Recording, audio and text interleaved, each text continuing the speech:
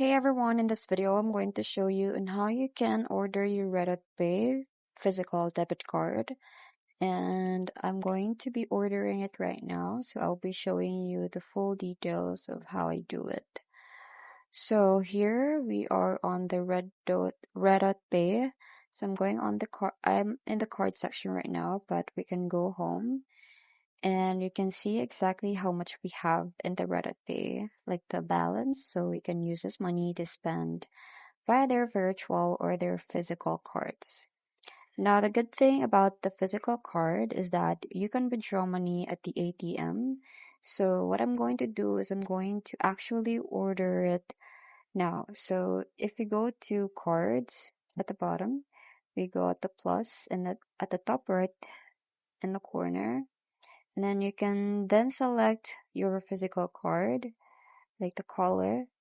And now to get this shipped over, you are going to need to pay 100 USD for this. But once you've got the card, it will be active, and you just have to use it like any debit card. So what I'm going to do next is I'm going to top up my wallet right now with 100 USD, and then I'll come back and I'll walk you through the whole process.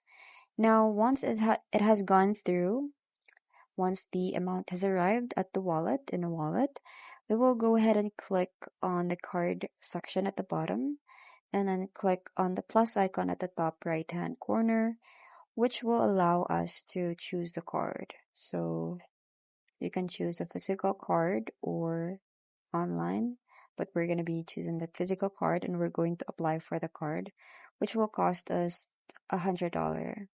Now, it's important to note that you would have already entered a billing address when you signed up, but you can actually ship it to a different address, which you provide for your billing address.